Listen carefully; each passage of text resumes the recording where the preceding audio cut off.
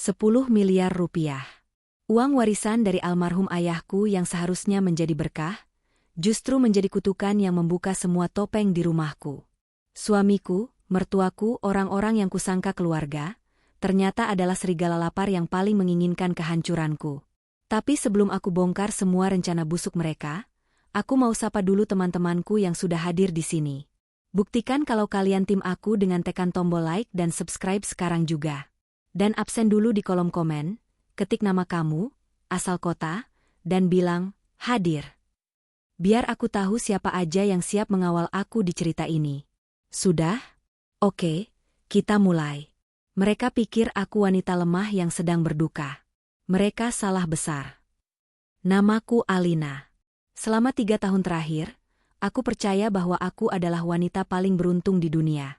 Aku memiliki suami yang sempurna, Bima, dan keluarga mertua yang menerimaku seperti anak mereka sendiri.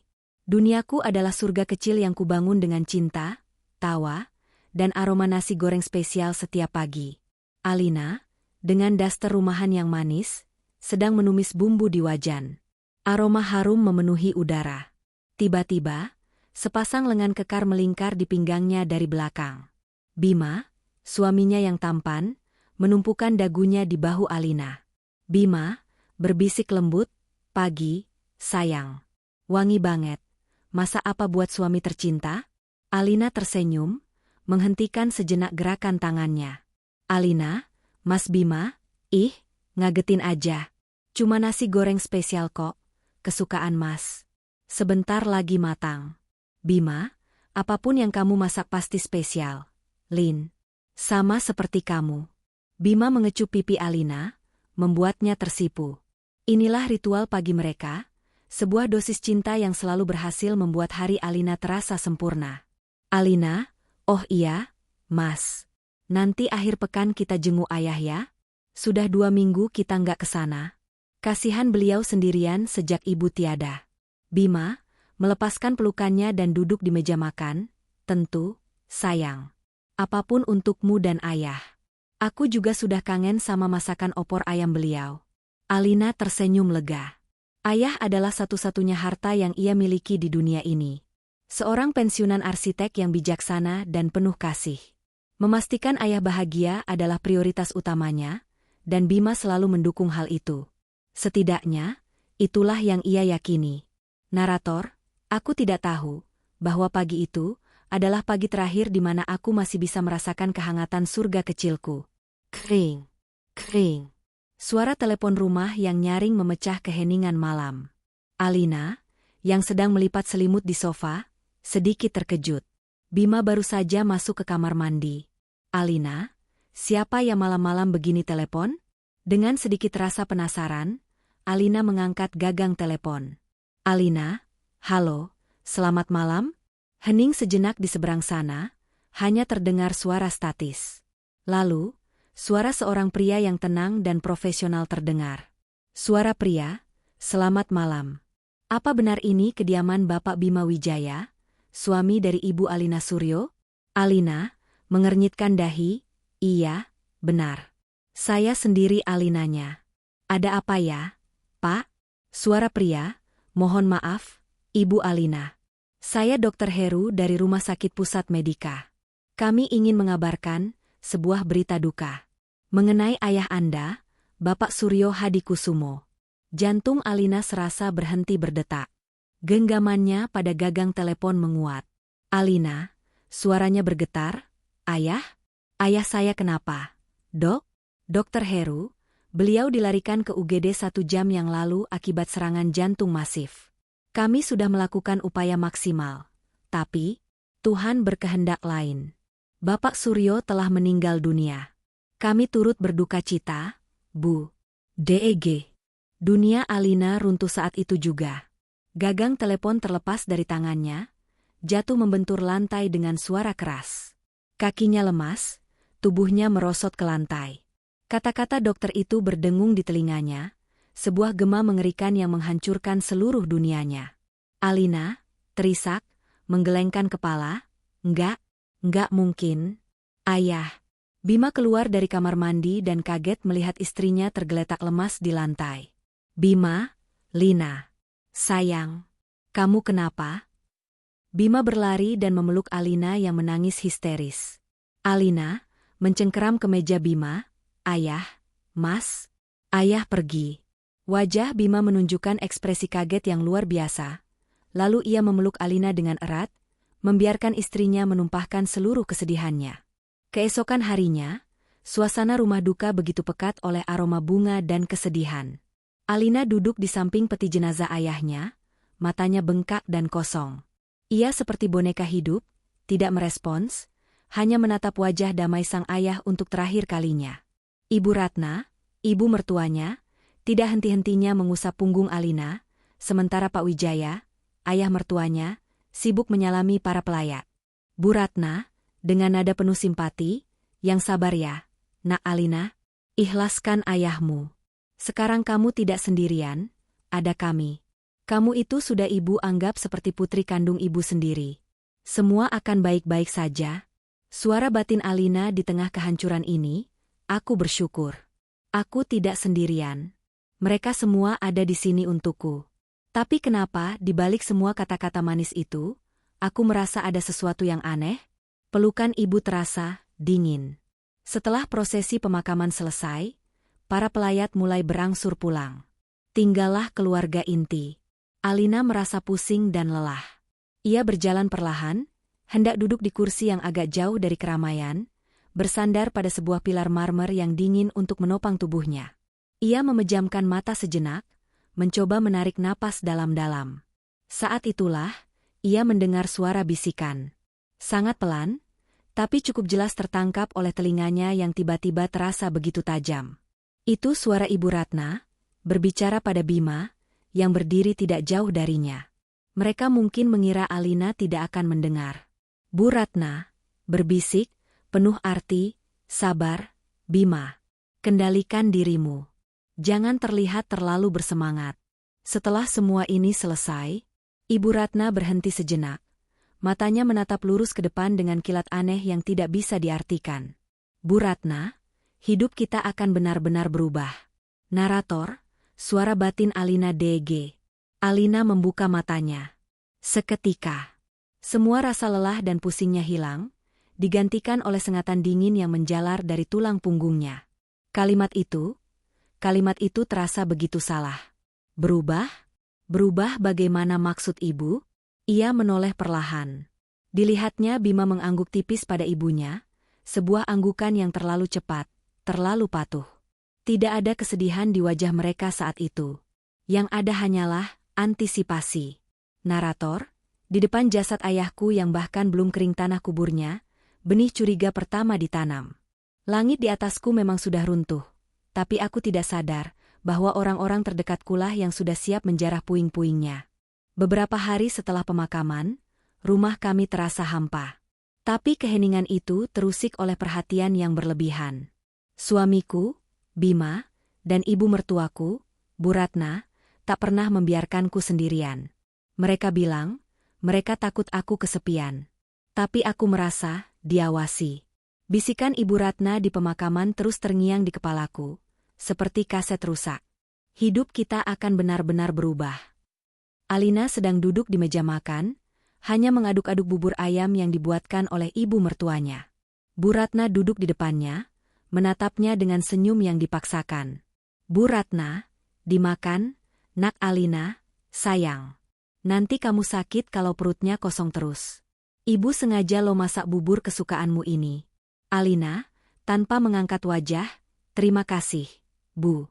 Bima, datang dari kamar, sudah rapi, kamu harus kuat, sayang. Ingat kata ibu, ada kami di sini untukmu. Kamu nggak sendirian. Bima duduk di samping Alina dan merangkul bahunya. Rangkulan yang dulu terasa hangat, kini entah kenapa terasa mengikat. Suara batin Alina, apakah aku hanya berprasangka buruk?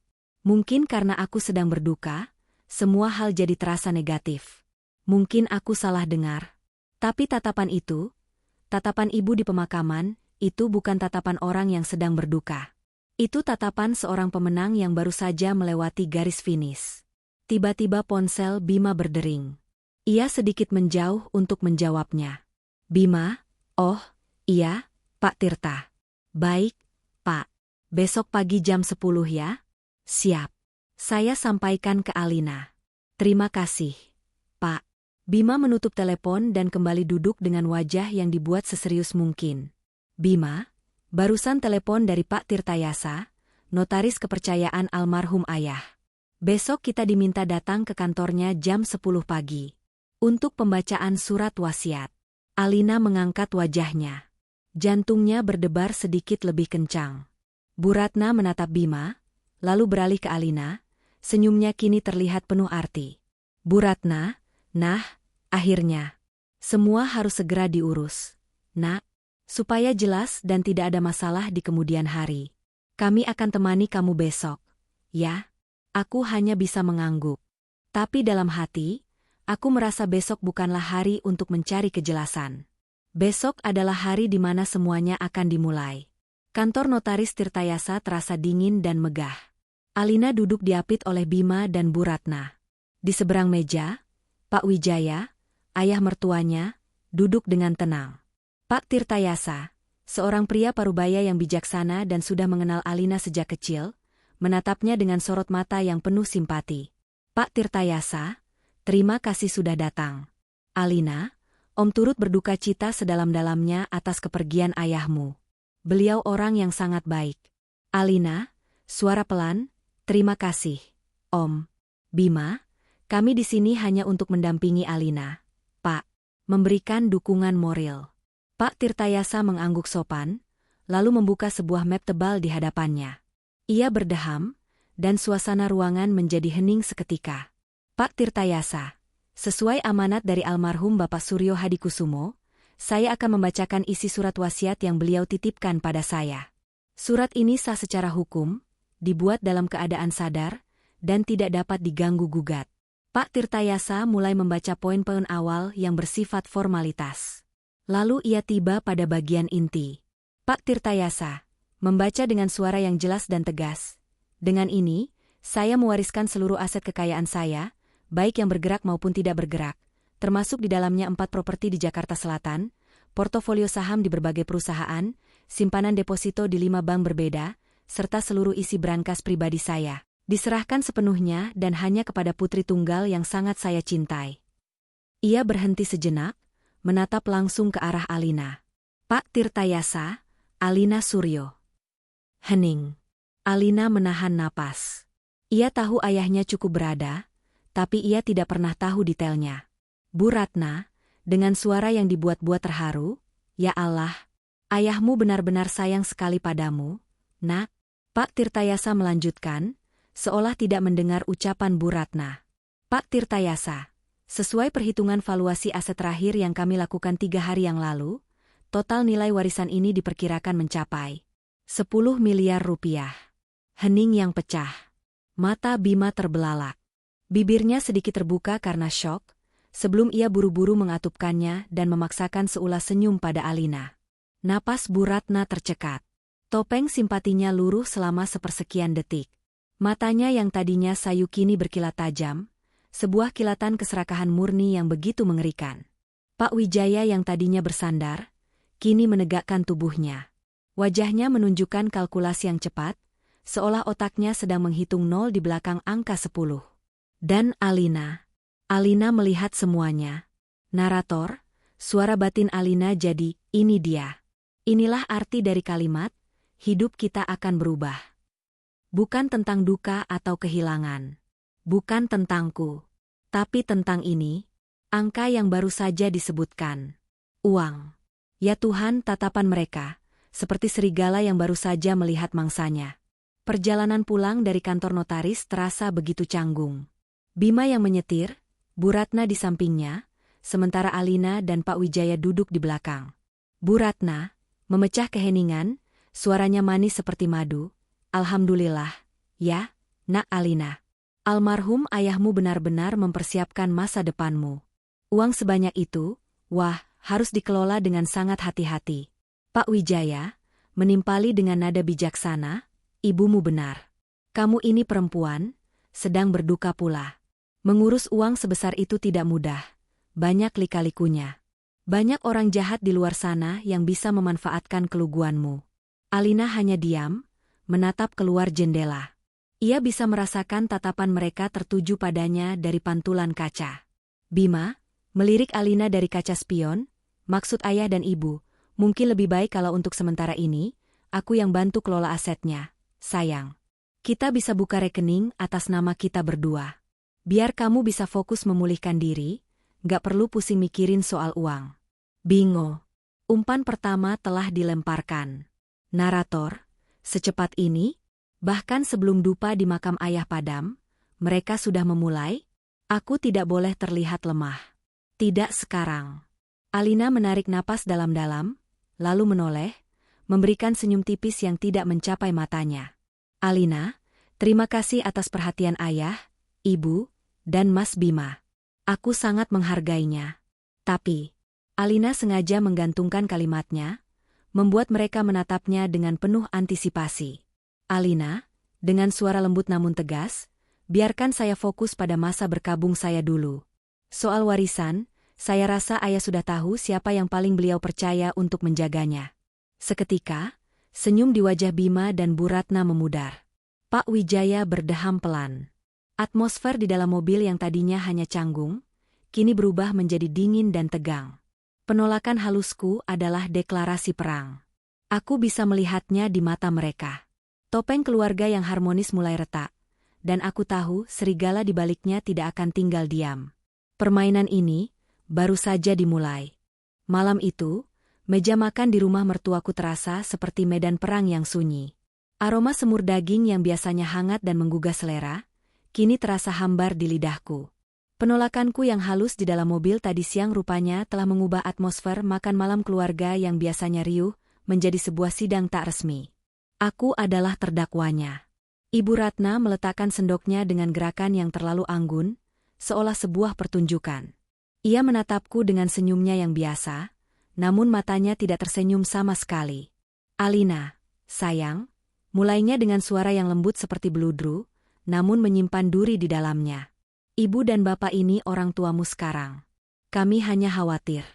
Uang sebanyak itu, di tangan seorang wanita muda yang sedang labil karena berduka, itu berbahaya, nak. Aku hanya menunduk, menatap piringku. Labil? Aku tidak labil. Aku hanya berduka. Dan kini, aku mulai waspada. Ibumu benar. Ayah mertuaku, Pak Wijaya, menimpali. Nadanya datar dan penuh wibawa, seolah sedang memberikan kuliah bisnis.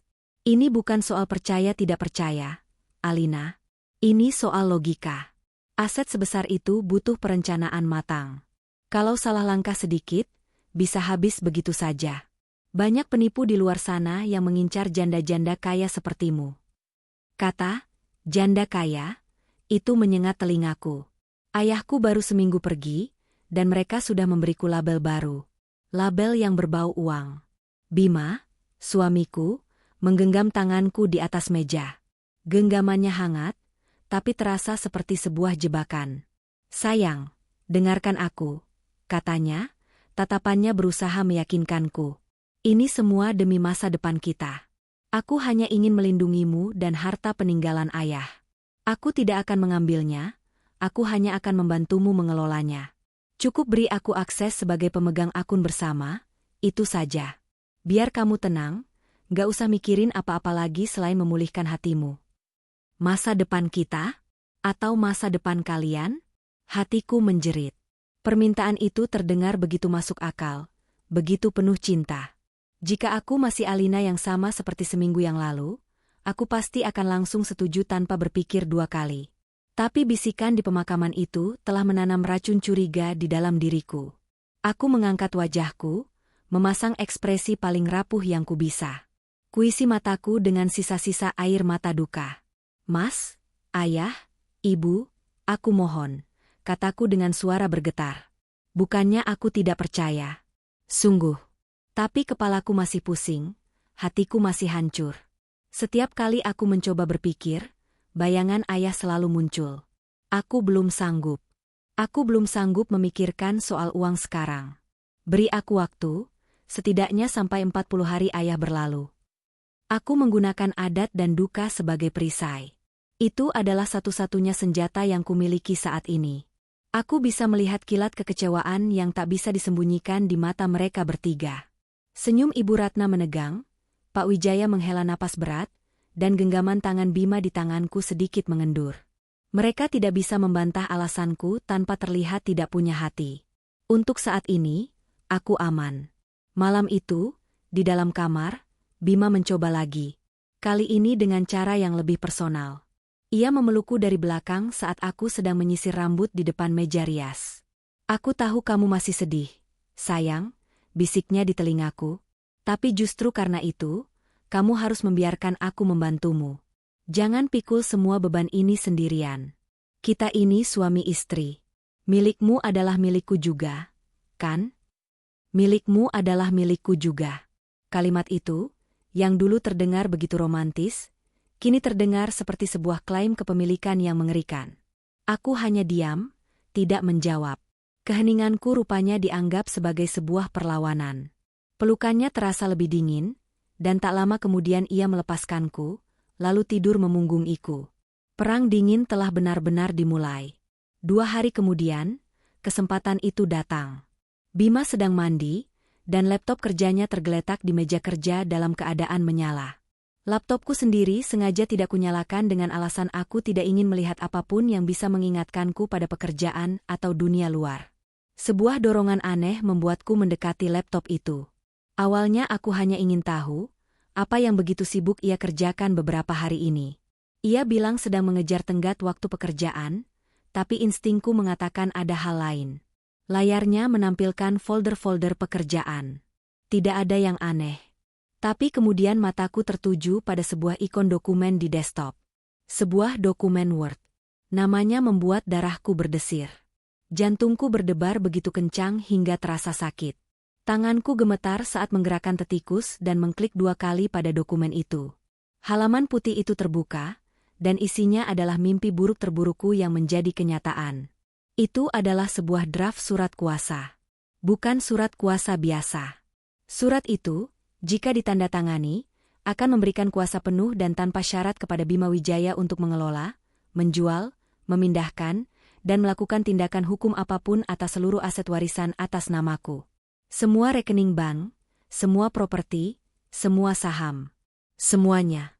Aku menggulir ke bawah, mataku nanar mencari tanggal pembuatan dokumen. Properti file itu menunjukkan tanggalnya. Dibuat sehari setelah kami pulang dari kantor notaris. Ya Tuhan, secepat ini mereka menyiapkannya. Bahkan sebelum aku sempat mengatakan, iya. Mereka tidak pernah berniat untuk bertanya. Mereka hanya berniat untuk mengambil. Napasku tercekat di tenggorokan. Ini bukan lagi sekadar firasat atau kecurigaan. Ini adalah bukti. Bukti nyata sebuah rencana busuk yang telah mereka susun rapi di belakang punggungku. Rasa duka yang selama ini menyelimutiku seolah tersibak paksa, digantikan oleh amarah dingin yang membakar. Cepat. Aku harus berpikir cepat sebelum Bima selesai mandi. Dengan tangan yang masih gemetar, aku membuka emailku.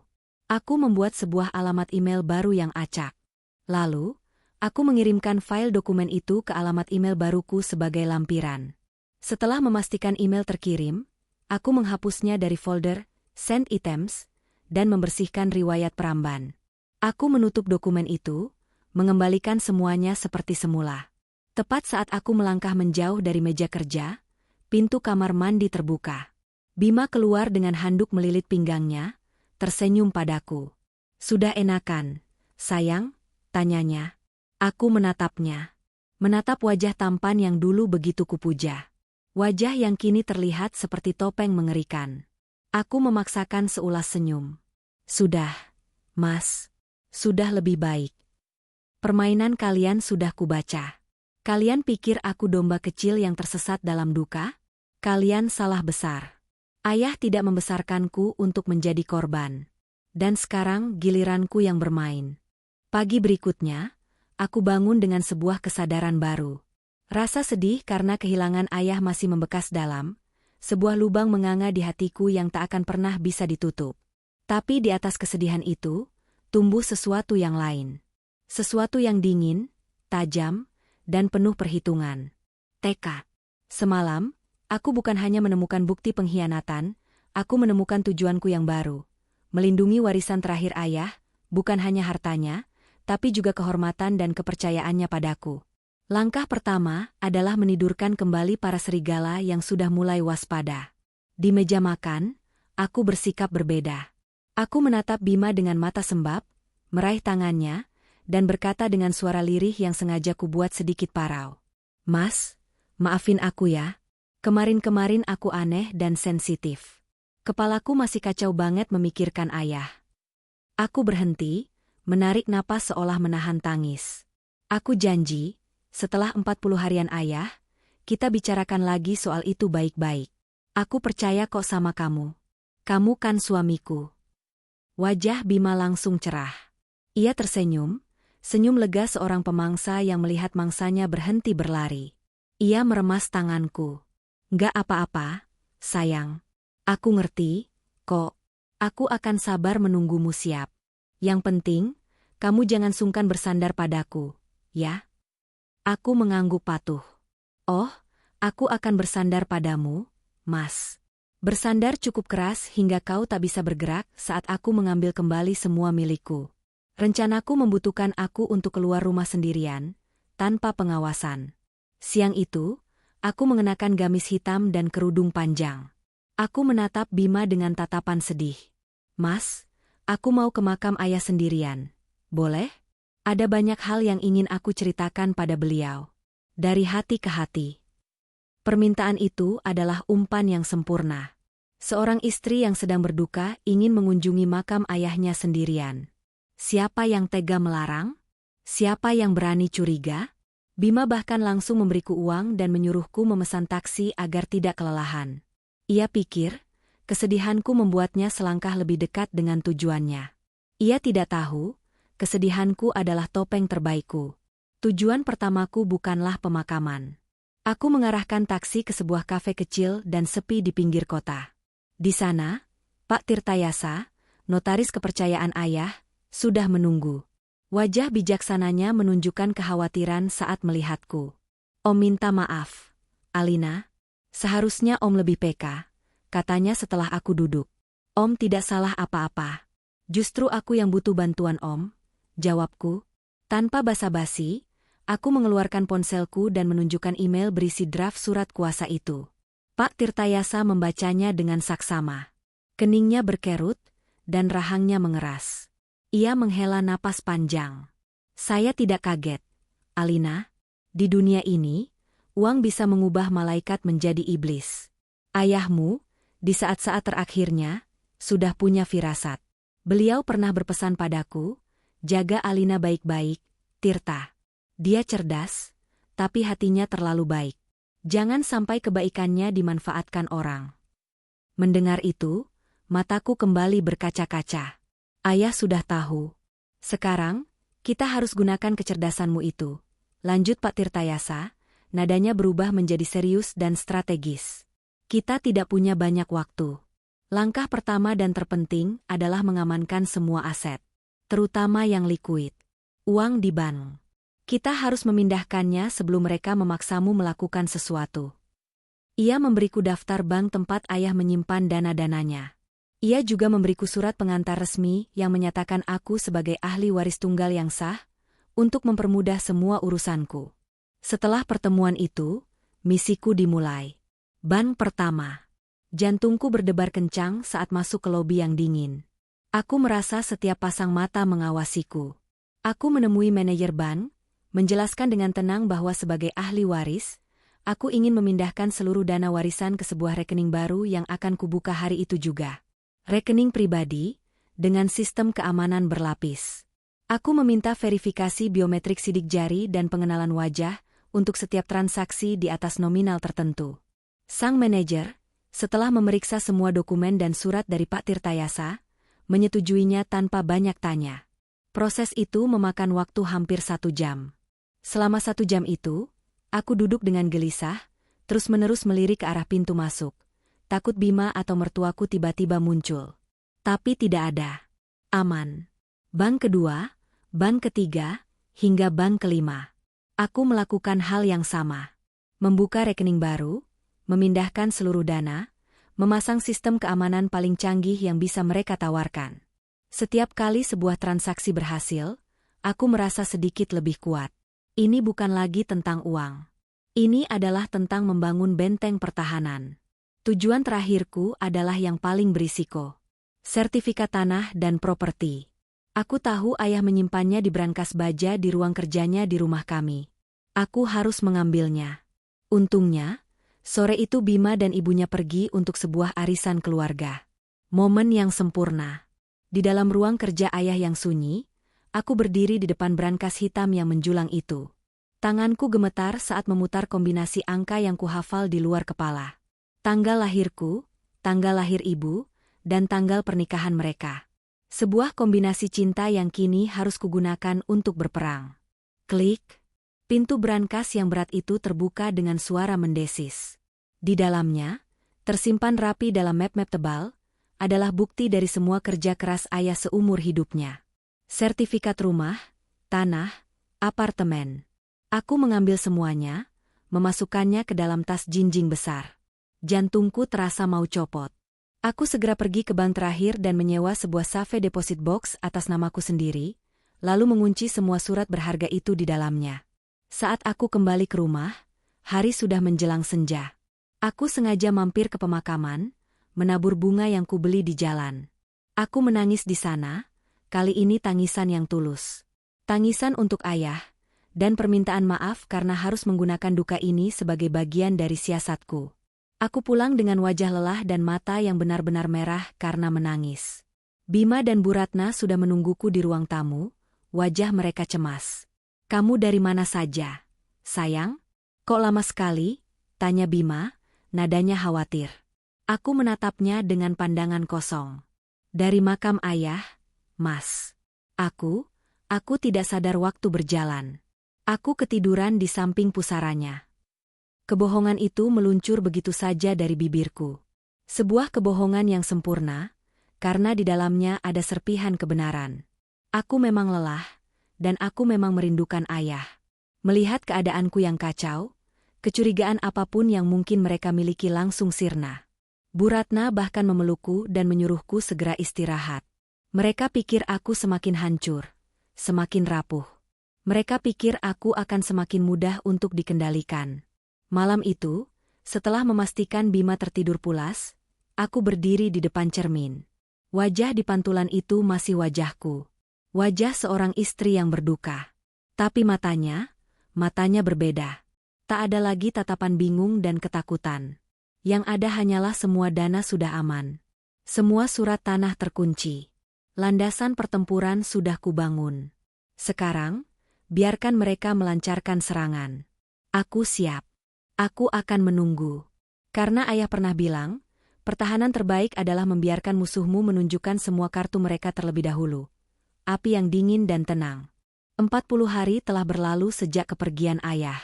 Sesuai janjiku, masa berkabungku secara resmi telah usai, dan topeng kepatuhan harus segera kupakai kembali. Aku tahu mereka menunggu momen ini. Selama beberapa minggu terakhir, Bima dan keluarganya memperlakukanku seperti ratu. Makanan kesukaanku selalu tersedia, pujian-pujian kecil tak henti dilontarkan, dan semua keperluanku dipenuhi bahkan sebelum aku memintanya. Mereka sedang memupuk rasa bersalahku, pikirku setiap kali Ibu Ratna membawakanku segelas jus jeruk segar. Mereka pikir kebaikan mereka adalah investasi yang akan kubayar dengan tanda tangan dan akses penuh ke rekeningku. Malam itu, setelah acara tahlilan hari ke-40 untuk ayah selesai, rumah terasa lengang. Para tamu dan tetangga sudah pulang. Hanya tersisa aku, Bima, dan kedua orang tuanya. Inilah saatnya. Aku bisa merasakannya di udara yang tiba-tiba menjadi berat dan penuh antisipasi. Kami duduk di ruang tengah, di antara piring-piring kue yang belum dibereskan. Pak Wijaya berdeham, mengambil peran sebagai kepala keluarga. "Alina, kami semua bangga melihatmu begitu tegar melewati semua ini," mulainya dengan nada kebapakan. "Ayahmu di atas sana pasti tersenyum. Sekarang, setelah masa berkabung selesai, sudah saatnya kita memikirkan masa depan. Terutama, masa depan dari amanah besar yang ayahmu tinggalkan." Aku hanya menunduk, memainkan ujung gamisku, berperan sebagai menantu yang patuh. Iya, Pak. Nah, kebetulan sekali. Lanjutnya, matanya berbinar. Tuhan sepertinya langsung menunjukkan jalan. Ayah punya seorang kawan lama, namanya Pak Rendra. Dia seorang konsultan investasi properti yang sangat andal. Sudah puluhan tahun pengalamannya. Dan dia punya sebuah penawaran yang luar biasa. Bima, coba panggil Rendra masuk. Jantungku mulai berdebar. Jadi ini rencana mereka. Bukan lagi bujukan halus, tapi sebuah serangan yang lebih terstruktur dengan melibatkan pihak ketiga. Bima mengangguk dan berjalan ke teras depan. Tak lama kemudian, ia kembali bersama seorang pria berusia akhir 40-an. Pria itu, Pak Rendra, berpakaian necis. Kemeja mahalnya sedikit terlalu ketat di perut. Jam tangan emasnya berkilauan di bawah cahaya lampu, dan senyumnya terlalu lebar, tidak mencapai matanya. Dia menjabat tanganku dengan sedikit terlalu bersemangat. Ibu Alina, turut berduka cita ya, katanya. Tapi seperti kata Pak Wijaya, hidup harus terus berjalan. Dan saya di sini membawa peluang agar peninggalan almarhum bisa berjalan, bahkan berlari kencang. Selama 20 menit berikutnya, Pak Rendra memaparkan presentasinya dengan penuh semangat. Ia mengeluarkan brosur mengkilap dari tas kulitnya, menunjukkan gambar-gambar desain sebuah resort mewah di kawasan puncak. Ia menggunakan istilah-istilah canggih seperti return on investment, capital gain, dan proyeksi profit yang kuasai di luar kepala.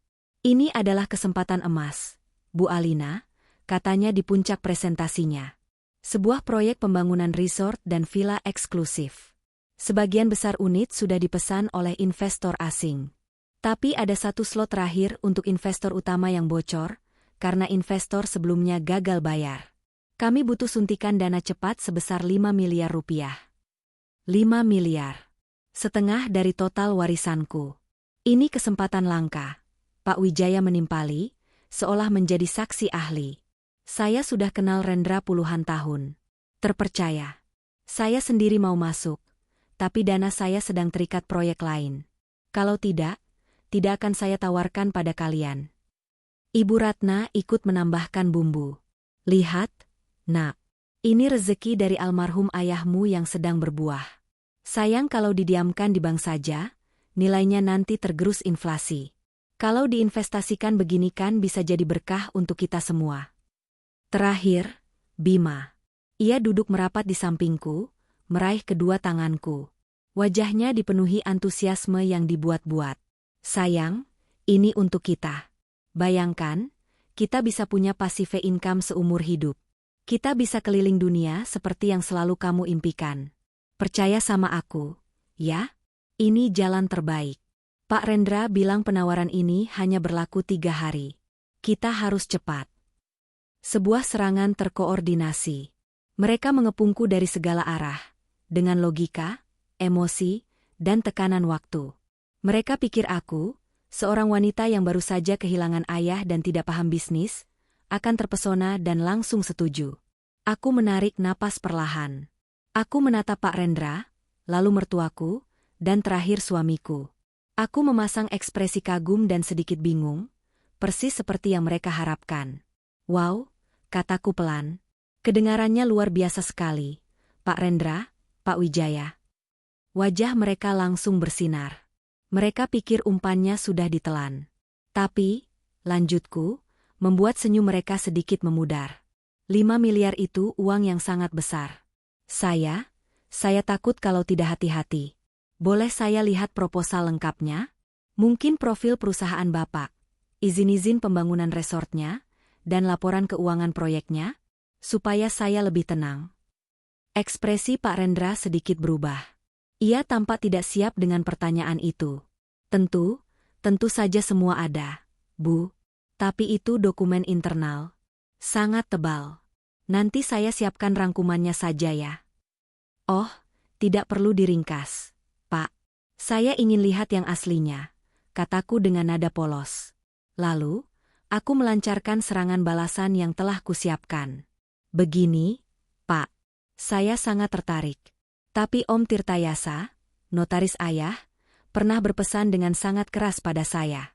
Untuk semua keputusan keuangan di atas 1 miliar, saya wajib hukumnya untuk berkonsultasi dulu dengan tim hukum dan penasihat keuangan beliau. Katanya, ini prosedur standar untuk melindungi aset warisan dari hal-hal yang tidak diinginkan. Aku menatap mereka satu persatu. Jadi, kalau boleh, saya minta semua dokumen lengkapnya, nanti akan saya serahkan pada tim Om Tirtayasa untuk dipelajari. Kalau mereka bilang ini investasi yang bagus dan aman, saya tidak akan ragu untuk segera mentransfer dananya. Skakmat. Keheningan yang jatuh di ruangan itu terasa begitu pekat. Wajah Pak Rendra yang tadinya penuh percaya diri kini pucat pasi. Ia melirik gugup ke arah Pak Wijaya, yang wajahnya sudah mengeras menahan amarah. Senyum manis di wajah Ibu Ratna lenyap tanpa bekas. Dan Bima, ia menatapku dengan sorot mata tak percaya, seolah aku baru saja menusuknya dari depan. Aku telah menggunakan nasihat mereka sendiri, untuk berhati-hati, sebagai senjata untuk melawan mereka. Aku juga menggunakan nama Pak Tirtayasa, seorang profesional hukum yang disegani, sebagai benteng yang tidak bisa mereka tembus. Pak Rendra berdeham. Baiklah, kalau begitu, nanti saya coba siapkan dokumennya. Ia berdiri dengan kaku. Kalau begitu saya permisi dulu, Pak Wijaya, Bu Ratna, Mas Bima. Ia bahkan tidak berani menatapku saat berpamitan. Setelah tamu palsu itu pergi, suasana menjadi 10 kali lebih dingin. Malam itu, untuk pertama kalinya, Bima tidak lagi menggunakan bujukan manis. Di dalam kamar, ia menatapku dengan amarah yang tidak ditutup-tutupi lagi. Kamu sengaja mempermalukan aku dan keluargaku di depan Pak Rendra. Kenapa kamu harus bawa-bawa nama Tirtayasa segala? Kamu tidak percaya lagi padaku, suamimu sendiri? Aku menatapnya dengan tenang, hatiku sudah mati rasa. Bukan begitu, Mas. Aku hanya takut salah langkah. Uang itu amanah ayah. Aku hanya ingin hati-hati. Hati-hati atau tidak percaya? Bentaknya. Aku tidak menjawab. Jawaban terbaik adalah keheningan. Amarahnya tidak bisa menembus benteng logikaku. Dengan frustrasi, ia membanting pintu lemari dan keluar dari kamar, meninggalkan aku sendirian dalam keheningan yang memuaskan. Aku tahu, mereka gagal di babak ini. Tapi aku juga tahu, kegagalan ini hanya akan membuat mereka semakin nekat. Serangan berikutnya pasti akan datang, dan mungkin akan jauh lebih kejam. Beberapa hari setelah kegagalan jebakan investasi, suasana di rumah menjadi dingin seperti kutub. Bima nyaris tidak berbicara padaku. Setiap kali aku mencoba memulai percakapan, ia hanya menjawab dengan 1 atau 2 kata. Matanya terpaku pada layar ponsel atau televisi. Kami berbagi ranjang yang sama, namun di antara kami terbentang jurang yang luas dan beku. Ibu Ratna, di sisi lain, telah menanggalkan sepenuhnya topeng manisnya. Ia menggantinya dengan sindiran-sindiran tajam yang dilontarkan seperti anak panah beracun di setiap kesempatan. "Oh, Nyonya besar kita sudah bangun," sapanya suatu pagi saat aku masuk ke dapur. "Mau sarapan apa hari ini? Atau mau dianalisis dulu menunya dengan tim hukummu?" Aku memilih untuk diam. Meladeni apinya hanya akan membakar diriku sendiri. Aku tahu mereka sedang mencoba menghukumku, membuatku merasa terisolasi dan bersalah, berharap aku akan luluh dan akhirnya menyerah. Tapi aku tidak akan memberi mereka kepuasan itu. Aku menyibukkan diri dengan menata ulang barang-barang peninggalan ayah, menjadikannya sebagai alasanku untuk lebih banyak menyendiri. Strategi baru mereka datang pada hari Minggu siang, saat aku tidak menduganya sama sekali. Kami sedang duduk di ruang keluarga rumah mertuaku. Suasananya begitu hening dan canggung. Pak Wijaya membaca koran dengan begitu serius, seolah sedang membaca kitab suci, sementara Bima sibuk dengan ponselnya. Tiba-tiba, Ibu Ratna yang sedang membawa nampan berisi teh, terhuyung. "Aduh," rintihnya pelan, satu tangannya mencengkeram dada. Nampan itu jatuh ke lantai dengan suara dentang yang memekakan telinga. Gelas-gelas pecah, dan teh panas tumpah ke karpet. Sebelum kami sempat bereaksi, tubuh Ibu Ratna ambruk ke lantai, matanya terpejam. "Ibu!" Bima berteriak panik. Pak Wijaya melemparkan korannya. Keduanya menghambur ke sisi Ibu Ratna dengan kepanikan yang terasa begitu nyata. "Ratna! Ratna, sadar?" seru Pak Wijaya sambil menepuk-nepuk pipi istrinya. Aku terpaku selama sepersekian detik. Sebagian diriku menjerit, ini sandiwara, tapi sebagian lagi gemetar ketakutan. Bagaimana jika ini nyata? Aku tidak bisa mengambil risiko. Aku segera berlari mengambil kunci mobil. Kita harus bawa ibu ke rumah sakit. Sekarang. Perjalanan ke rumah sakit adalah sebuah pertunjukan drama yang luar biasa. Bima memangku kepala ibunya di kursi belakang, terus-menerus memanggil namanya dengan suara bergetar. Pak Wijaya, yang duduk di sampingku, sesekali mengusap wajahnya dengan kasar. Aku yang menyetir, tanganku mencengkeram setir begitu erat, berusaha fokus pada jalanan sambil melawan badai di dalam pikiranku sendiri. Tuhan, jika ini nyata, sembuhkanlah dia. Tapi jika ini hanya akal-akalan mereka, berikan aku kekuatan. Di rumah sakit, Ibu Ratna segera dibawa ke unit gawat darurat. Kami bertiga menunggu di koridor yang steril dan berbau obat. Bima mondar-mandir seperti setrikaan, sementara Pak Wijaya duduk dengan kepala tertunduk, menutupi wajahnya dengan kedua tangan. Setelah 1 jam yang terasa seperti selamanya, seorang dokter keluar. Ibu Ratna mengalami kelelahan ekstrim dan stres berat yang memicu tekanan darahnya naik secara drastis. Jelas dokter itu. Untuk saat ini kondisinya sudah stabil, tapi beliau harus dirawat inap untuk observasi. Beliau tidak boleh stres atau banyak pikiran. Itu bisa berbahaya, bisa memicu stroke. Setelah dokter pergi, Pak Wijaya menatapku. Wajahnya tampak 10 tahun lebih tua, penuh gurat kelelahan dan keputusasaan. Kamu dengar itu, Alina? Stres berat, katanya dengan suara serak. Kamu tahu kenapa ibumu bisa sampai seperti ini? Aku diam, mempersiapkan diri. Ini semua salah ayah. Lanjutnya, kini menatap lantai. Ayah gagal sebagai kepala keluarga. Bisnis ayah diambang kehancuran. Kami punya banyak utang. Selama ini ibumu yang paling tertekan, memikirkan bagaimana cara kita bertahan hidup, memikirkan ancaman dari para penagih utang. Bima berhenti mondar-mandir. Ia berdiri di depanku, matanya merah. Kalau saja kamu mau bantu investasi kemarin, Lin, uang itu bisa menutupi sebagian utang ayah. Ibu tidak akan sekacau ini. Ini semua karena kita tidak kompak sebagai keluarga. Tuduhan itu, yang kini dibungkus dengan kesedihan dan rasa bersalah, terasa lebih tajam dari bentakan. Mereka menyalahkanku atas kondisi Ibu Ratna. Tak lama kemudian, seorang perawat memberitahu kami bahwa Ibu Ratna sudah sadar dan bisa dijenguk. Di dalam kamar perawatan, ia terbaring lemah dengan selang infus menancap di punggung tangannya. Wajahnya pucat pasi. Ia menatapku dengan mata yang sayu. Alina, nak, bisiknya, suaranya nyaris tak terdengar. Ia mengulurkan tangannya yang tidak diinfus padaku.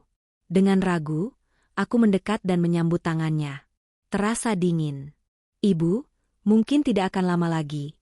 Lanjutnya, air mata mulai menggenang di sudut matanya. Ibu tidak takut mati.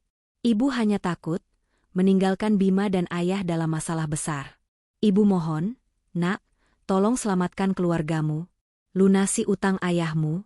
Anggap saja ini permintaan terakhir dari seorang ibu yang sudah menyayangimu. Air matanya kini mengalir deras, membasahi pipinya yang pucat. Ini adalah puncak dari sandiwara mereka. Sebuah permintaan terakhir dari ranjang pesakitan. Hatiku teriris. Sebagian diriku ingin berteriak dan lari, sebagian lagi merasa iba. Aku menarik napas dalam-dalam, menenangkan hatiku yang bergejolak. Aku tidak boleh jatuh dalam perangkap ini. Aku harus cerdas.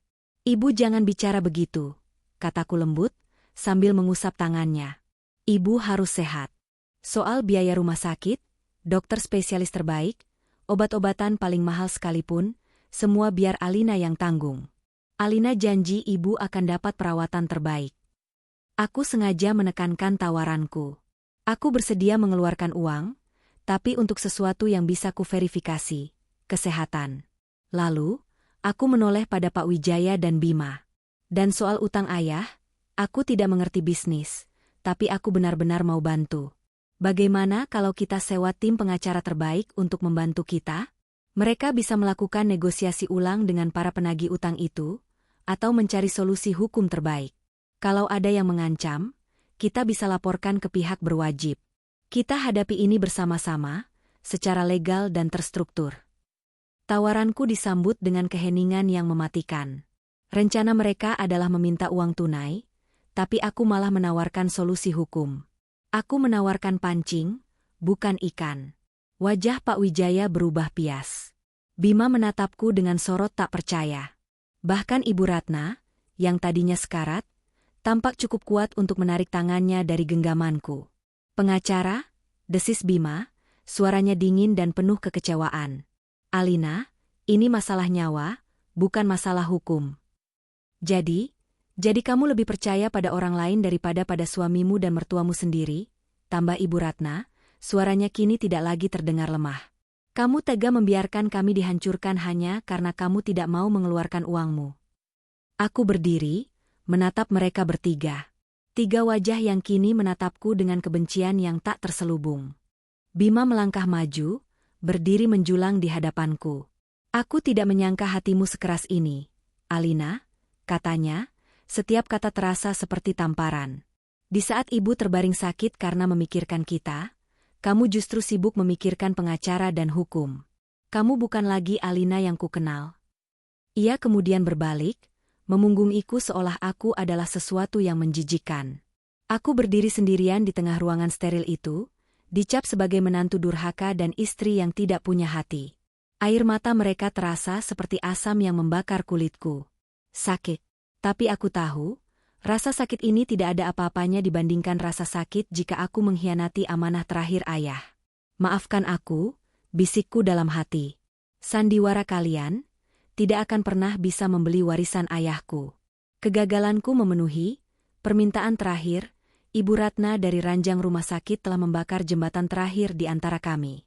Ibu mertuaku pulih dengan kecepatan yang ajaib begitu ia kembali ke rumah. Wajah pucatnya kembali merona, dan suaranya yang tadinya lemah kini bertenaga untuk menyebarkan keheningan yang mematikan. Rumah kami berubah menjadi sebuah penjara bisu. Ini bukan lagi perang dingin, ini adalah pengepungan. Mereka bertiga bergerak di sekelilingku seolah aku adalah hantu. Jika aku duduk di ruang keluarga, mereka akan serempak bangkit dan pindah ke ruangan lain. Jika aku memasak makan malam, makanan itu akan tak tersentuh di atas meja hingga pagi. Bima telah pindah tidur ke sofa di ruang kerja. Kehadiranku dianggap sebagai udara kosong, sebuah hukuman psikologis yang dirancang untuk menghancurkanku dari dalam, membuatku merindukan secuil saja interaksi hingga aku bersedia membayar berapapun untuk itu. Setiap sudut rumah ini terasa seperti medan perang. Pikirku sambil menyiram tanaman di teras, satu-satunya aktivitasku yang terasa normal. Keheningan mereka adalah senjata paling tajam, dirancang untuk mengiris pertahananku sedikit demi sedikit. Tapi mereka tidak tahu, aku tidak lagi sendirian. Aku punya tekad ayah sebagai tamengku. Setelah seminggu penuh penyiksaan batin ini, mereka akhirnya melancarkan serangan berikutnya. Pagi itu, Pak Wijaya memecah keheningan saat sarapan, meskipun ia tidak berbicara langsung padaku. "Bima," katanya sambil menatap putranya. "Sudah saatnya kita membereskan barang-barang lama almarhum Suryo yang masih ada di gudang belakang. Tidak baik menyimpan barang orang yang sudah tiada terlalu lama." Bima mengangguk. "Iya, Pak. Nanti siang Bima bantu." Lalu, Pak Wijaya melirik sekilas ke arahku, tatapannya dingin. "Alina, mungkin kamu mau ikut. Siapa tahu ada barang kenangan yang ingin kamu simpan." Sebuah undangan untuk bersih-bersih? Dari orang-orang yang bahkan tidak sudi menatap mataku? Jantungku langsung berdebar waspada. Ini bukan bersih-bersih. Ini adalah panggung yang baru. Aku tahu ini jebakan, tapi aku tidak punya pilihan selain memainkannya. Menolak hanya akan membuatku terlihat bersalah. "Tentu, Pak. Nanti Alina bantu," jawabku dengan nada datar. Siang itu, kami berempat masuk ke gudang belakang yang pengap dan penuh debu. Di sana tersimpan beberapa kotak berisi buku-buku lama ayah, album foto, dan beberapa perabot yang sudah tidak terpakai. Mereka sengaja menciptakan suasana santai, seolah ini adalah kegiatan keluarga yang normal. Bima dan ayahnya mengangkat sebuah lemari arsip tua, sementara Ibu Ratna menyortir album-album foto. "Loh, ini apa?" Tiba-tiba Pak Wijaya berseru, nadanya dibuat sekaget mungkin. Tangannya yang berdebu menarik sebuah amplop coklat kusam yang terselip di belakang laci lemari. Amplop itu tampak tua dan rapuh. Semua mata, termasuk mataku, tertuju pada amplop itu. Pak Wijaya meniup debu di atasnya dan membukanya dengan gerakan teatrikal yang lambat. Di dalamnya ada selembar kertas yang sudah menguning, penuh dengan tulisan tangan. Ini tulisan tangan Suryo, kata Pak Wijaya dengan suara bergetar, seolah baru saja menemukan harta karun. Ia mulai membaca isi surat itu dengan lantang, suaranya penuh dengan emosi yang dipalsukan. Surat itu, yang konon ditulis oleh ayahku 5 tahun yang lalu, adalah sebuah surat pengakuan utang. Di dalamnya tertulis cerita bagaimana Pak Wijaya pernah meminjamkan modal bisnis yang sangat besar kepada ayahku di awal karirnya, sebuah bantuan yang menjadi fondasi dari seluruh kekayaan ayah. Sebagai balas budi, surat itu menyatakan bahwa jika sesuatu terjadi pada ayahku, maka 70% dari total asetnya, atau setara dengan 7 miliar rupiah, harus diserahkan kepada keluarga Wijaya sebagai pelunasan utang budi dan moral. Di bagian bawah, tertera sebuah tanda tangan yang sangat mirip dengan tanda tangan ayahku. Setelah selesai membaca, Pak Wijaya menatapku, matanya berkaca-kaca. Ya Tuhan, Suryo, sahabatku, aku sudah benar-benar lupa soal ini. Dia ternyata tidak pernah melupakannya. Ibu Ratna terisak pelan, menutup mulutnya dengan tangan. Bima langsung menghampiriku, wajahnya merah pada menahan amarah yang kini dilepaskan sepenuhnya. Lihat, Alina. Lihat, bentaknya, menunjuk surat di tangan ayahnya. Ayahmu sendiri yang menulis ini. Selama ini kami hanya mencoba meminta hak kami. Hak yang bahkan sudah diakui oleh ayahmu sendiri. Dan kamu malah menuduh kami serakah dan tidak punya hati. Ancaman itu kini terpampang nyata. Mereka memegang sebuah bukti yang bisa mereka gunakan untuk menghancurkan reputasiku dan menyeretku ke pengadilan. Mereka yakin, di hadapan surat wasiat tulisan tangan ayahnya sendiri, seorang anak perempuan pasti akan luluh. Tapi aku tidak luluh. Aku justru merasa segalanya menjadi begitu jernih. Dengan langkah yang tenang, aku mendekati Pak Wijaya. Di tengah keterkejutan mereka, aku mengulurkan tangan. Boleh saya lihat suratnya, Pak? Wajahnya menunjukkan keraguan sesaat sebelum akhirnya menyerahkan surat itu padaku. Aku menerimanya dengan tangan yang tidak gemetar sama sekali. Aku mengamati kertas itu. Terlihat tua, tapi terlalu seragam warnanya, seperti sengaja dijemur di bawah matahari. Aku mengamati tintanya. Terlihat sedikit pudar, tapi tidak ada bagian yang lebih tebal atau tipis. Seperti yang biasa terjadi pelalu, aku menatap bagian terpenting. Tanda tangan. Suryo Hadikusumo. Nyaris sempurna. Tapi ada satu kesalahan fatal yang hanya diketahui olehku. Ayah selalu membuat goresan akhir pada huruf O, di namanya sedikit melengkung naik ke atas, seperti senyuman kecil. Sebuah kebiasaan yang tidak pernah berubah sejak ia mengajariku menulis. Di surat ini, goresan itu datar. Dingin. Seperti hati orang yang membuatnya. Aku mengangkat wajahku, menatap langsung ke mata Pak Wijaya yang mulai gelisah. Aku tidak berteriak. Aku tidak menuduh. Ada tulisan tangan asli. Surat ini sangat berharga, kataku dengan suara yang jelas dan tenang. Karena ini menyangkut nama baik almarhum ayah dan hak keluarga Bapak. Kita tidak boleh sembarangan. Kita harus memverifikasi keasliannya. Aku melihat kepanikan mulai menjalari wajah mereka. Aku melanjutkan, besok, saya akan bawa surat ini ke Om Tirtayasa. Beliau pasti bisa merekomendasikan ahli grafologi forensik untuk memeriksa detail tulisan tangan, tekanan pena, dan usia asli kertas serta tintanya. Supaya semuanya jelas dan sah secara hukum di hadapan pengadilan. Kita semua harus menghormati wasiat ayah dengan cara yang paling benar, kan? Kata forensik dan pengadilan terdengar seperti lonceng kematian di telinga mereka. Wajah Bima yang tadinya penuh amarah kini berubah menjadi pias. Pak Wijaya secara refleks mencoba merebut kembali surat itu dari tanganku. Tidak perlu sejauh itu. Ini urusan internal keluarga. Serunya, suaranya terdengar panik. Aku menggenggam surat itu lebih erat. Justru karena ini urusan keluarga yang menyangkut uang miliaran dan nama baik orang yang sudah meninggal. Semuanya harus benar dan tidak bisa hanya berdasarkan asumsi, Pak. Bima melangkah maju, wajahnya mengeras karena putus asa. Ia berdiri sangat dekat denganku, tatapannya mengancam. Kembalikan surat itu, Alina. Aku tidak mundur. Aku menatap matanya, mata pria yang pernah berjanji untuk melindungiku seumur hidupnya. Kalian salah langkah, bisikku dalam hati, sementara di luar aku tetap diam. Kalian tidak hanya mencoba menipuku. Kalian telah memfitnah nama ayahku dengan surat palsu ini. Dan untuk itu, tidak akan ada kata maaf.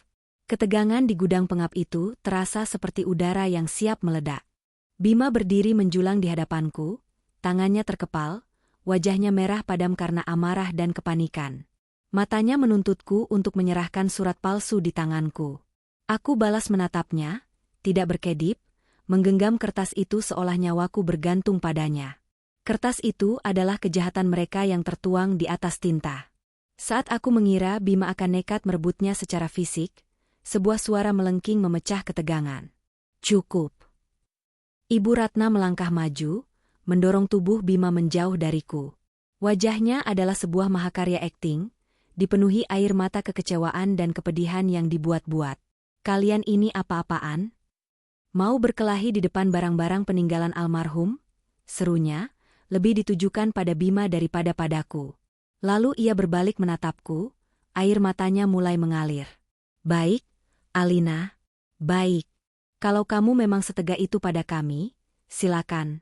Bawa surat itu. Fitnah kami sepuas hatimu di depan pengacara dan ahli forensikmu itu. Biar semua orang tahu menantu macam apa kamu ini. Ia berhenti, suaranya bergetar dramatis. Tapi ingat, Alina, aib ini bukan hanya aib kami. Ini akan menjadi aib keluarga besar Wijaya dan aib almarhum ayahmu yang gagal mendidik anaknya untuk menghormati mertua. Sebuah manuver yang cerdas. Ia membalikkan keadaan. Dengan mengizinkanku membawa surat itu, ia melukisku sebagai pihak agresor yang kejam, yang tega menyeret keluarga kerana hukum dan skandal publik. Ia mengubah ancaman hukumku menjadi ancaman sosial bagi diriku sendiri. Aku tidak mengatakan apa-apa. Aku hanya melipat surat itu dengan hati-hati, memasukkannya ke dalam sakuku, dan berjalan keluar dari gudang itu, meninggalkan mereka bertiga yang membeku dalam amarah dan ketakutan yang tersembunyi. Beberapa hari berikutnya, keheningan di rumah kami menjadi sesuatu yang berbeda. Bukan lagi keheningan yang dingin, tapi keheningan yang penuh dengan ketakutan. Mereka menghindariku bukan lagi karena benci, tapi karena mereka takut. Aku memegang bukti kejahatan mereka di tanganku, dan mereka tidak tahu kapan aku akan menggunakannya. Waktu ini tidak kubuang sia-sia. Pagi berikutnya, dengan alasan ingin membeli beberapa keperluan pribadi, aku pergi menemui Pak Tirtayasa. Di ruangannya yang tenang, aku meletakkan surat palsu itu di atas mejanya. Ia memeriksanya dengan teliti di bawah lampu baca, menggunakan sebuah kaca pembesar. Setelah beberapa menit, ia bersandar di kursinya dan menatapku. Tidak perlu ahli forensik, Alina. Om sudah menangani ratusan tanda tangan ayahmu seumur hidup Om. Ini palsu, katanya dengan keyakinan penuh.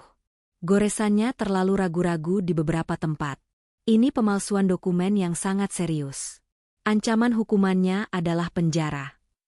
Hatiku sedikit mencelos mendengar kata penjara, tapi aku segera menegarkan diri. Pak Tirtayasa melanjutkan, mereka sudah terpojok dan melakukan kesalahan fatal. Mereka memberimu peluru untuk menembak diri mereka sendiri. Sekarang, simpan surat ini di tempat yang sangat aman. Kita tunggu. Orang yang panik pasti akan segera membuat gerakan berikutnya. Iya benar. Gerakan itu datang 3 hari kemudian. Malam itu, Pak Wijaya, untuk pertama kalinya setelah insiden gudang, berbicara dalam sebuah pengumuman resmi di meja makan. Ia tidak menatapku, melainkan berbicara pada ruangan yang kosong, memastikan suaranya cukup keras untuk kudengar. Untuk menjaga tali silaturahmi dan mendoakan almarhum Suryo, ayah berencana mengundang seluruh keluarga besar kita, dari pihak ayah maupun dari pihak almarhumah ibumu, untuk berkumpul di rumah ini hari Minggu lusa. Aku berhenti menyendok makananku. Kita akan mengadakan doa bersama, lanjutnya, dan setelah itu, kita akan duduk bersama sebagai satu keluarga besar untuk bermusyawarah. Sudah saatnya kita menyelesaikan semua kesalahpahaman yang ada, terutama masalah antara Bima dan Alina, secara kekeluargaan dan dengan kepala dingin. Aku nyaris tertawa. Sungguh sebuah undangan yang dibungkus dengan indah.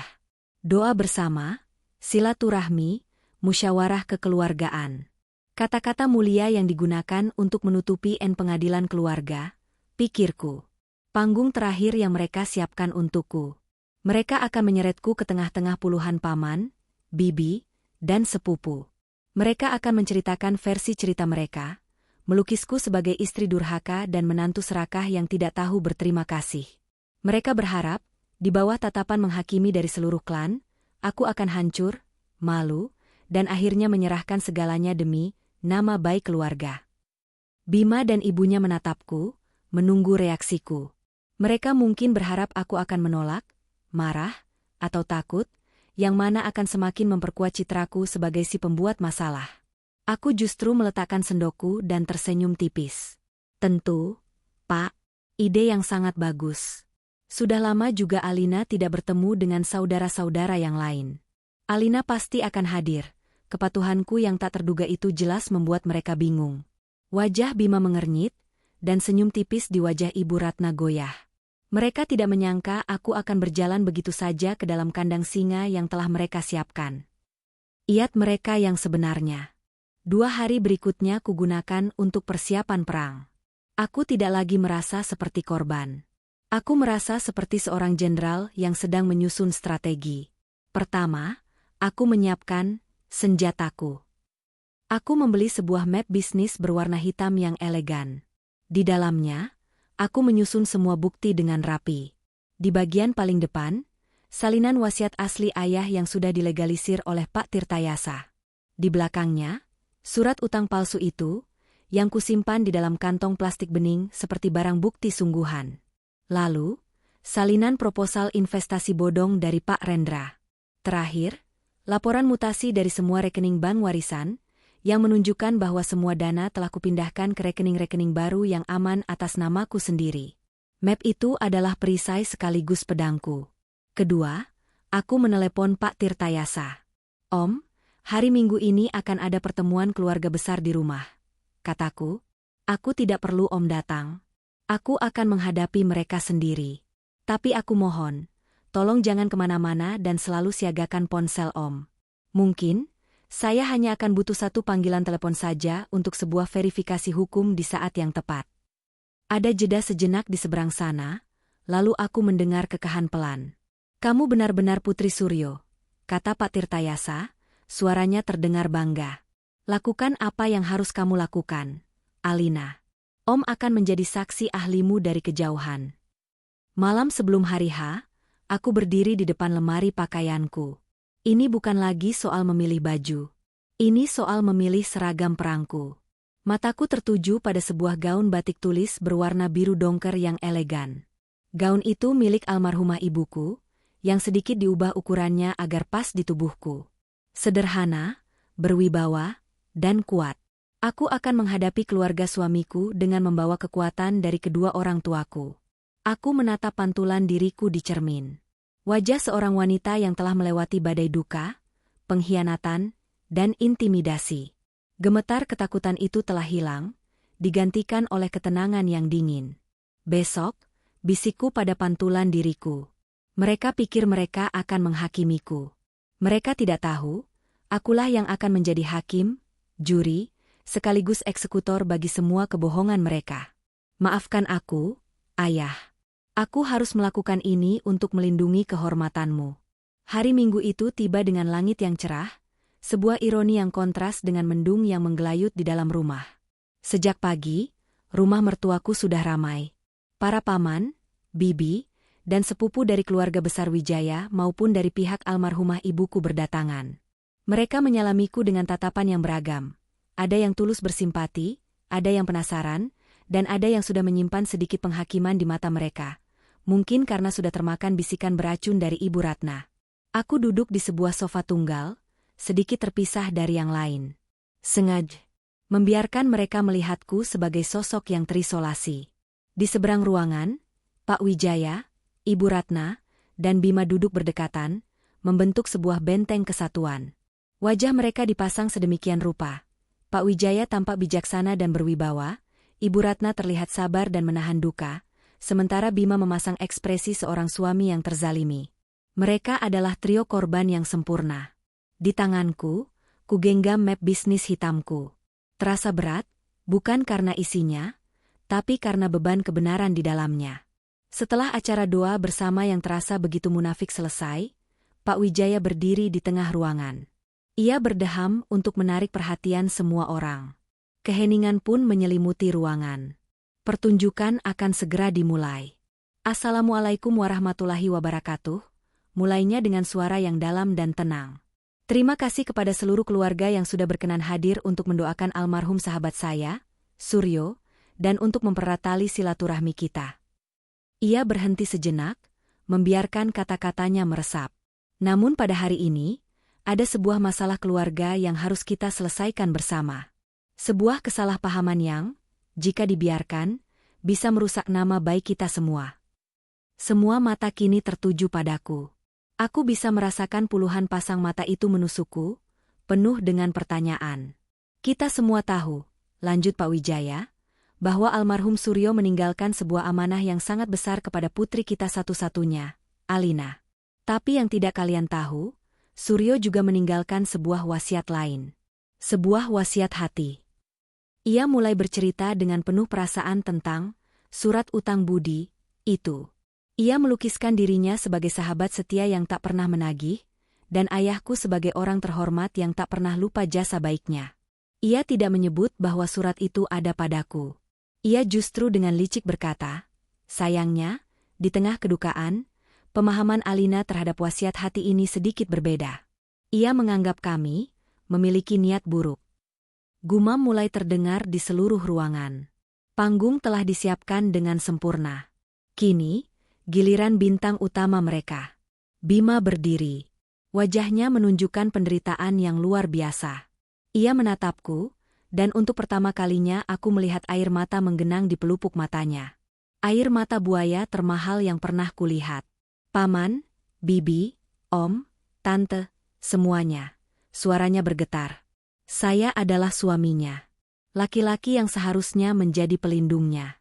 Tapi sejak istri saya menerima warisan itu, saya tidak lagi dianggap. Saya dilarang untuk ikut mengelola, padahal niat saya hanya untuk mengembangkan aset itu demi masa depan kami. Ia berhenti, mengusap air matanya. Bahkan, saat ibu saya jatuh sakit karena stres memikirkan masalah ini, hati Alina tidak tergerak. Ia menuduh kami bersandiwara. Dan puncaknya, saat kami menemukan surat wasiat utang budi dari ayahnya sendiri, ia justru menuduh kami memalsukannya. Ia lebih percaya pada pengacara dan tumpukan uangnya daripada saya, suaminya, dan kedua orang tua yang telah membesarkan saya. Saya hanya ingin menyelamatkan istri saya dari keserakahannya sendiri. Serunya di akhir pidato, suaranya pecah oleh isak tangis palsu. Selesai. Hukuman telah dijatuhkan. Di mata semua orang, aku adalah monster serakah yang tidak punya hati. Beberapa bibi menatapku dengan tatapan kasihan bercampur celaan. Para paman menggelengkan kepala. Aku benar-benar sendirian. Saat semua mata tertuju padaku, menunggu pembelaanku yang mungkin akan penuh emosi atau tangisan, aku justru melakukan sesuatu yang tidak mereka duga. Aku meraih cangkir teh di depanku dan meminumnya dengan tenang. Sangat tenang. Setelah meletakkan cangkir itu kembali, aku berdiri. Suara hak sepatuku yang mengetuk lantai terdengar begitu jelas di tengah keheningan. Terima kasih, Bapak, Ibu, dan Mas Bima, atas cerita yang baru saja dipaparkan, kataku. Suaraku tidak keras, tapi terdengar jelas di setiap sudut ruangan. Sangat menyentuh. Aku membuka map hitamku. Gerakan itu sontak menarik semua perhatian. Pertama, mari kita luruskan soal amanah ayah yang sesungguhnya. Aku mengeluarkan salinan wasiat yang sudah dilegalisir. Ini adalah satu-satunya surat wasiat yang sah secara hukum dari ayah saya. Di sini tertulis dengan sangat jelas, seluruh aset diwariskan sepenuhnya dan hanya kepada saya. Tidak ada satupun klausul yang menyebutkan tentang pengelolaan bersama atau hak bagi pihak lain. Aku meletakkan dokumen itu di atas meja. Gumaman di ruangan berubah dari mencela menjadi bingung. Kedua, mengenai surat utang budi yang baru saja Bapak ceritakan dengan begitu dramatis. Aku mengeluarkan kantong plastik bening berisi surat palsu itu. Ini surat yang Bapak maksud, kan? Yang Bapak bilang saya sembunyikan? Wajah Pak Wijaya langsung pucat pasi. Ia tidak menyangka aku akan membawanya. Saya memang membawanya ke notaris ayah. Dan beliau, hanya dengan melihat goresan tanda tangannya saja, sudah bisa memastikan bahwa surat ini palsu. Kata palsu itu menggema di ruangan. Semua orang terkesiap. Ketiga, lanjutku tanpa jeda, tidak memberi mereka kesempatan untuk membantah. Mas Bima bilang saya menolak untuk mengembangkan uang warisan. Yang tidak ia ceritakan adalah pengembangan, seperti apa yang ia tawarkan. Aku mengeluarkan proposal dari Pak Rendra. Ini adalah proposal investasi senilai 5 miliar rupiah ke sebuah perusahaan properti fiktif milik teman Bapak, yang setelah saya selidiki, ternyata tidak terdaftar dimanapun. Skandal. Wajah-wajah di ruangan itu kini menunjukkan keterkejutan. Dan terakhir, aku menatap lurus ke arah Bima, yang kini berdiri kaku seperti patung. Suamiku bilang saya tidak lagi percaya padanya. Tentu saja tidak. Bagaimana saya bisa percaya pada seorang suami yang diam-diam, sehari setelah wasiat dibacakan, sudah menyiapkan draft surat kuasa penuh untuk mengambil alih semua harta saya, bahkan sebelum saya sempat mengatakan apa-apa. Itu adalah pukulan terakhir. Kini, semua orang menatap Bima dan keluarganya dengan sorot mata yang sama sekali berbeda. Bukan lagi simpati, melainkan jijik. Jika ada yang masih ragu, kataku sambil mengeluarkan ponselku. Mari kita dengar langsung dari ahli hukum. Aku menekan nomor Pak Tirtayasa dan menyalakan mode pengeras suara. Selamat sore, Om Tirta. Maaf mengganggu. Saya Alina. Saya sedang bersama keluarga besar. Bisa Om jelaskan secara singkat status hukum dari wasiat Ayah Suryo, dan apa konsekuensi hukum dari pembuatan surat utang palsu atas nama almarhum? Suara Pak Tirtayasa yang tenang dan berwibawa memenuhi ruangan. Ia menjelaskan dengan detail bahwa wasiat itu mutlak dan tidak bisa diganggu-gugat. Lalu ia menambahkan, dan mengenai pemalsuan dokumen dengan niat menguasai harta orang lain, dalam KUHP itu adalah tindak pidana serius yang ancaman hukumannya tidak main-main, bisa mencapai 8 tahun penjara. 8 tahun penjara. Kata-kata itu adalah paku terakhir di peti mati kebohongan mereka. Aku mengakhiri panggilan. Ruangan itu sunyi senyap. Pak Wijaya terduduk lemas di sofanya. Ibu Ratna menunduk dalam, menyembunyikan wajahnya yang penuh malu. Dan Bima, ia hanya menatapku dengan tatapan kosong. Hancur. Aku menutup map hitamku. Uang 10 miliar ini adalah amanah dari ayah saya. Bukan kutukan. Yang membuatnya menjadi kutukan adalah keserakahan. Kataku, suaraku kini terdengar lelah. Saya tidak akan membawa masalah pemalsuan ini ke polisi, demi nama baik keluarga yang tadi begitu kalian khawatirkan. Aku berhenti sejenak, menatap Bima. Tapi mulai hari ini, anggap saya sudah tidak punya suami, dan tidak punya mertua. Aku berjalan ke arahnya, berhenti tepat di depannya. Surat cerai akan segera sampai di tanganmu. Tanpa menoleh lagi, aku memberikan anggukan hormat yang terakhir kepada para paman dan bibi yang kini menatapku dengan kekaguman. Lalu, aku berjalan keluar dari rumah itu, meninggalkan mereka dalam reruntuhan kebohongan yang telah mereka bangun sendiri. Pintu kubuka, dan cahaya matahari sore menerpaku. Untuk pertama kalinya setelah sekian lama, aku merasa benar-benar bebas. Langkah kakiku menjauhi rumah itu terasa ringan, seolah beban bertonton baru saja diangkat dari pundakku. Aku tidak berlari. Aku berjalan dengan ritme yang tenang dan mantap di bawah hangatnya sinar matahari sore. Aku tidak menoleh ke belakang. Aku tahu, di balik pintu yang tertutup itu, ada kehancuran, amarah, dan rasa malu. Tapi semua itu bukan lagi urusanku. Perangku telah usai. Hal pertama yang kulakukan adalah berhenti di sebuah taman kota yang sepi. Aku duduk di bangku di bawah pohon rindang, membuka map hitamku untuk terakhir kalinya, dan menelepon Pak Tirtayasa. Sudah selesai, Om. Semuanya sudah terbuka. Kataku, suaraku terdengar lebih lega dari yang kuduga. Di seberang telepon, aku bisa mendengar Om Tirtayasa menghela napas panjang. Bagus, Alina. Kamu hebat. Kamu menghadapi mereka dengan kepala dingin dan bukti yang tak terbantahkan. Ayahmu pasti sangat bangga. Sekarang, istirahatlah. Biar tim Om yang mengurus sisanya. Tolong segera urus surat gugatan cerainya. Om, pintaku.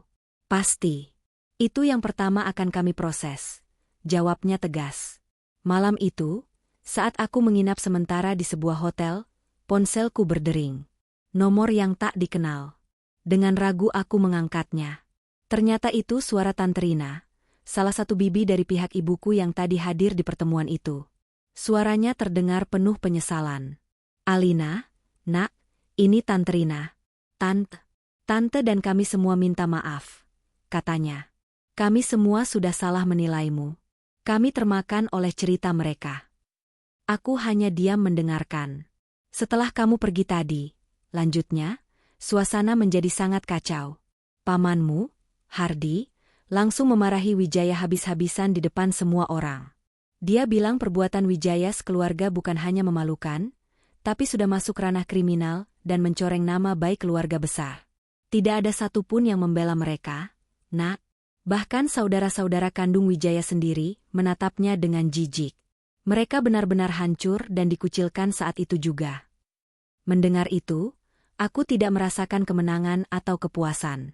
Aku hanya merasa hampa. Sebuah keluarga hancur karena keserakahan. Sebuah tragedi yang mereka ciptakan sendiri. 2 minggu kemudian, aku bertemu Bima untuk terakhir kalinya. Bukan di rumah, bukan di kafe kenangan kami, tapi di ruangan yang dingin dan netral di kantor pengacara Pak Tirtayasa. Di atas meja di antara kami, tergeletak surat-surat yang akan secara resmi mengakhiri ikatan kami. Bima tampak sangat berbeda. Wajahnya kuyu, bahunya merosot, dan tidak ada lagi sorot mata arogan yang biasa kulihat. Ia tampak seperti seorang pria yang telah kehilangan segalanya. Lin, panggilnya pelan, suaranya serak. Apa? Apa benar-benar tidak ada kesempatan lagi untuk kita? Aku salah, aku tahu. Aku dibutakan oleh ambisi orang tuaku. Aku menyesal. Aku menatapnya, mencari sisa-sisa cinta yang pernah kurasakan untuknya, tapi tidak kutemukan apapun. Yang ada hanyalah hamparan padang kosong. Kesempatan itu sudah habis saat kamu memilih berdiri di samping mereka dan menuduhku di depan semua orang. Mas, jawabku dengan tenang. Saat kamu dengan tega menggunakan air mata palsumu untuk menghancurkanku, saat itulah semua rasa hormat dan cintaku padamu mati. Ini bukan lagi soal uang. Ini soal pengkhianatan. Aku menarik napas. Aku memaafkanmu. Bukan untukmu, tapi untuk diriku sendiri, agar aku bisa melangkah maju tanpa beban. Tapi aku tidak akan pernah bisa kembali. Semoga kamu bisa belajar dari semua ini dan menjadi orang yang lebih baik. Ia menunduk, tak mampu membalas tatapanku. Dengan tangan gemetar, ia mengambil pulpen dan menandatangani semua dokumen yang diperlukan. Suara goresan pulpen di atas kertas itu adalah musik pembebasan bagiku. Tanpa berkata-kata lagi, ia berdiri dan pergi, keluar dari ruangan itu dan keluar dari hidupku untuk selamanya. 1 tahun berlalu. Langit Jakarta pagi ini begitu cerah. Aku berdiri di atas balkon sebuah unit apartemen sederhana yang baru saja selesai dibangun.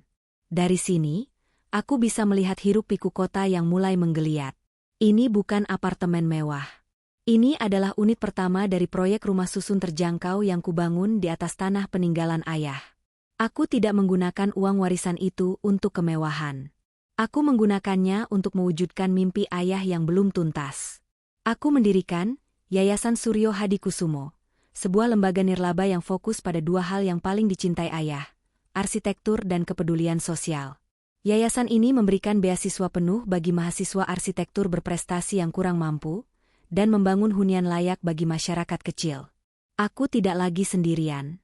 Aku dikelilingi oleh tim yayasan yang solid, anak-anak muda cerdas yang penuh semangat, dan para relawan yang tulus. Mereka adalah keluarga baruku, keluarga yang kubangun di atas fondasi kepercayaan dan tujuan yang sama. Terkadang, aku masih mendengar kabar tentang mereka dari Pak Tirtayasa. Untuk menutupi utang-utang bisnisnya yang ternyata memang nyata, Pak Wijaya terpaksa menjual rumah mewahnya dan kini tinggal di rumah kontrakan yang kecil.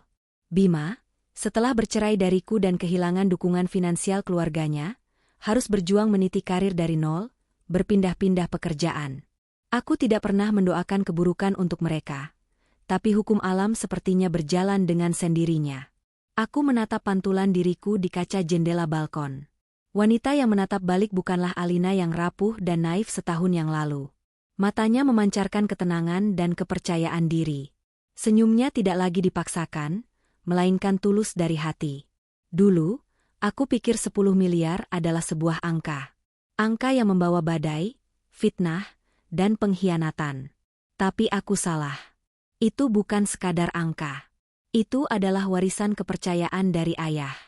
Sebuah ujian berat yang memaksaku untuk keluar dari kepompongku, menemukan keberanian dan kecerdasan yang tidak pernah ku ketahui ku miliki. Badai itu telah berlalu. Dan di ujungnya, aku tidak hanya berhasil mengamankan warisan ayah atau menemukan fajar yang baru. Aku telah menemukan diriku sendiri.